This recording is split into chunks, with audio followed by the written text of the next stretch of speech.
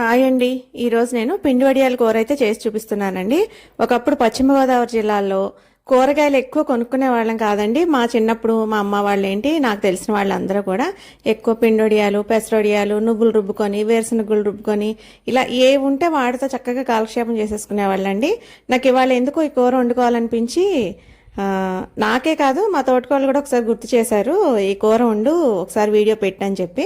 అందుకని చెప్పి ఈ కూర అయితే చేస్తున్నానండి. ఫస్ట్ ఒక గిన్నె పెట్టుకొని ఆయిల్ వేసి ఉల్లిపాయ పచ్చిమిరపకాయ వేసి వేయించుకున్నానండి. అది వేగిన తర్వాత ఉప్పు కారం పసుపు వేసి అయితే వేయించాను.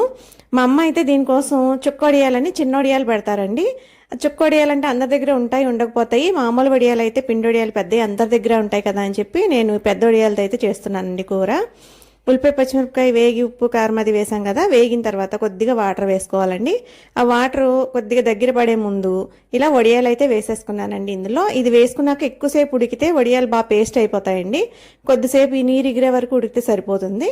ఈ నీరు ఎగిరిన తర్వాత కొద్దిగా పాలు పోసుకుంటే ఈ కూర అయితే రెడీ అయిపోతుందండి. ఎక్కువసేపు ఉడికించక్కర్లా, పాలు పోసిన తర్వాత అసలు ఎంత బాగుంటుందోనండి. ఈ కూర అమృతంలా ఉంటుంది. నాకైతే చాలా ఇష్టం. మీరు కూడా చేసుకొని ఎలా వచ్చిందో కమెంట్ చేయడం అయితే మాత్రం మర్చిపోకండి. మీకు ఈ వీడియో నచ్చితే జాలిబుడి వంటని లైక్ చేసి, షేర్ చేసి, సబ్స్క్రైబ్ చేసుకోండి.